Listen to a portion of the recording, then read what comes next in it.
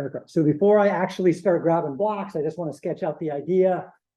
I think the first part's pretty self-explanatory. We need to get three numbers. So we're going to have an ask block that says something like enter a number.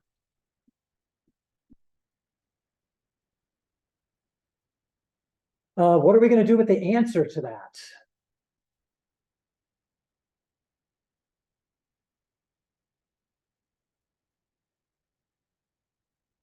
Any thoughts on that? We need to get three numbers. We can ask for them one at a time. We can't get all three at once. William, what are we going to do? Send them to a variable. Yeah, we're going to have to pick a variable to put them in. So just out of lack of imagination for the moment, I'm going to call the first one X. So I'm going to do something like, switch to red maybe, set X to that answer, and then I'm going to repeat that. I'm going to do it again. So I'm just going to copy this, and I'm going to do it again. And the second time I do it, can I call it X? Answer is no, it's a different number. I need to pick a new variable. So we're going to have another variable. So maybe this one will be Y. You could call them number one, number two, number three. Some people like to do things like use shorter variable names, so that somebody might call them N1 and N2 and N3. And then we're going to do that one more time. Oops. Screwed that up. Oh, no. It's going to make me undo it all like that. All right. Whoever wrote this program needs to fix it.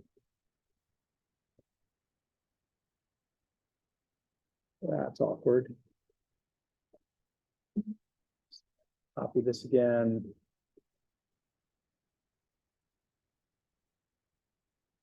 And we do that one more time. And again, if you don't like names like X, Y, and Z, which mostly I don't, then I would do something like number one, number two, number three. But I'm going for X, Y, Z. All right, so I have those three numbers. They're stored in variables. How do I determine which one's the bigger number? Right, we're just going to use a greater than comparison, right? We just want to see if one number is bigger than the other. So then we're going to have some kind of condition. So I'm going to get a new page because I wrote too big there. So maybe I want to compare X and Y. And let's say I'm going to use the greater than. All right, so I put this in a logic box, and one of two things is going to happen. It's either going to be true or it's going to be false. Now, since there's more than one related thing that can happen here, am I going to use an if then or an if then else? Yeah, because there's more than one related option. Yeah, so this is going to be an if then else. So the if then else style, then we say, okay, if it's true, we go this way to do stuff. If it's false, we're going to go that way to do something. And we have to decide what we're going to do if it's true. And we have to decide what we're going to do if it's false. And then the way the if then else works is both of these then rejoin the same spot in the code, and we figure out what happens next. So let's see. We ask, is X greater than Y? If X is greater than Y, then we know X is greater.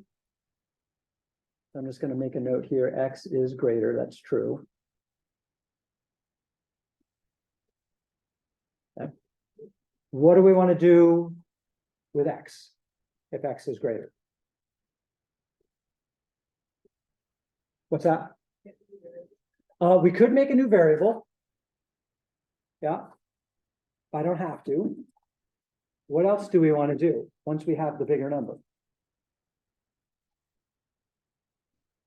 Compare it to the other. Yeah, then we need to start comparing to Z, right? So so if it's true, then I want to compare it to Z. So I'm just going to write compare to Z for now. All right. Let's go the other way. If I ask, is X greater than Y? That's false. What does it mean if it's false? Then it will go to else. Yeah, but what do we want to do? Yeah, it's going to go into the else, but what do we want to do? So what's that? We want to compare Y to Z if we're in this other spot. So if we go that way in the code, we want to compare Y.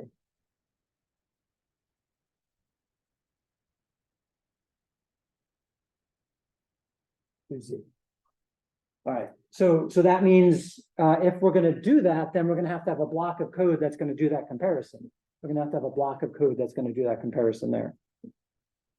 So expanding out this code right here, let's give ourselves some more room.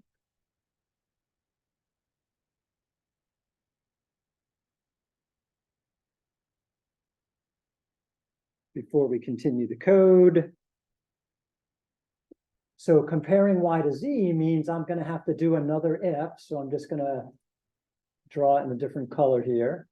And I want to know, is Y greater than Z? So either it is or it isn't. Since there's two things that could happen that I care about, guess which kind of block I need to use again? An if or an if then else.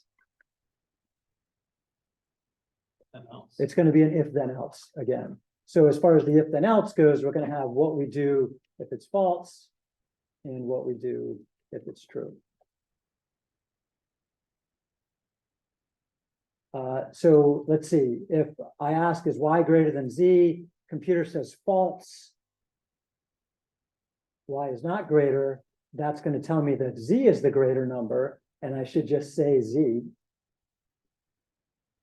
If Y is greater, that's true, then here I would want to say Y. Now, a similar thing is going to happen over here on this other side. So let's make a little room to write down what it means to compare Y to Z.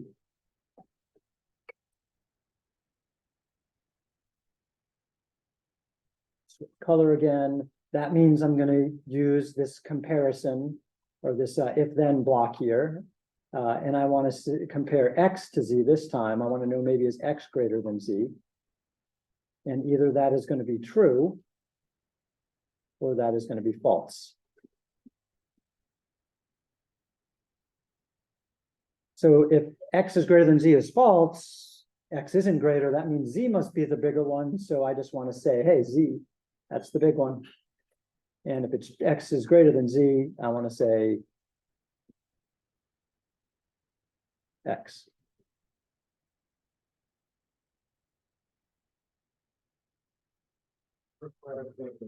When the sign problems, says problems, is it the page where it says try out 6 / number, or is it on the back where it says problems? It's in problems. So this page, Yeah, yeah. So I'll bring my version up here. and just making sure I was doing the right one. Yeah. So for chapter 6, this is the first problem here. And for this week, we're going to do problems 3. We're going to write a program that prompts the user for 5 test scores. Yeah. We want the numbers between 1 and 10, and the program is going to count the number of scores that are greater than 7. We'll talk about that one in a minute. That's what I'm working on right now. And then let's see, what was the other one? I said number 4, is that right? For this week? Yeah, number 4 has a bunch of different tests to set up. Number 6 is the one I'm talking about right now. And then number 7 is we're going to do some retail sale calculations. All right, so what kind of blocks, again, did I end up doing here? Well, since each case has a related option, it's if then else's for all of these. So we have a big if then else that contains all of this stuff. And then for each, whether it's the then, which is the true side, or the else, which is the false side, there's going to be another if then else in there. So what I want you to do next is put the scratch blocks together, just the if then else parts. Don't worry about variables or anything that are necessary to make this flow happen.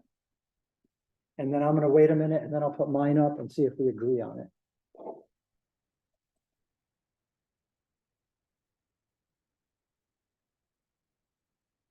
And a couple people did suggest to make another variable. My advice when you're programming is to make as few variables as possible, because the more variables you make, kind of the more complicated the code gets. And we don't want things to be unnecessarily complicated. All right, what do the scratch blocks look like to make this set of decisions happen? How do they nest together? So put the if then else blocks together in the way you think they should happen. And then I'm going to ask you guys to help me do it together. And then I'll let you all finish this. All right, so for sure, my code, once I get the numbers, I don't have that in here yet, but once I get them, I want to compare X to Y. And I got to figure out what to do when that's true and what to do with its false. And based on the drawing, we have to do another set of if then else's. So the question is that I need your help with now is, where do I put these guys? Is it the same structure we'd set up for a menu, or is it a slightly different structure here? In the, because the top one checks if both of them are true, so you put one in the top and one in the bottom. Yeah. So again, we want to know if X is greater than Y. If X is greater than Y, then X needs to do a comparison with Z. If Y is greater, then that jumps down here, and then we have to use another if then else to see if Y is greater than Z. And then we have two different options that come from there. So that's the structure we're using for this situation. Now, remember, that's different than the menu structure we looked at last week, where each of the if then else's went in the else block. Okay. So these pieces, multiple if then blocks, can be put together in a lot of different ways, trying to figure out how they go together. Sometimes it's obvious to people with experience, sometimes it's not. There are many situations where I kind of have to draw out the flow of what might happen to figure out how to structure my code. Okay. And now Scratch is nice because Scratch pretty much has the blocks are pictures of how the code work. But other programming languages don't look like that, right? So drawing the pictures can be super helpful, is my point there. All right, so I think you have everything you need to successfully complete this program. So I'm going to give, say, 5 minutes for people to play around with this some more, and then I want to talk about the other problems that are in the homework assignment, and then I'll set you guys loose to play with whatever you need to.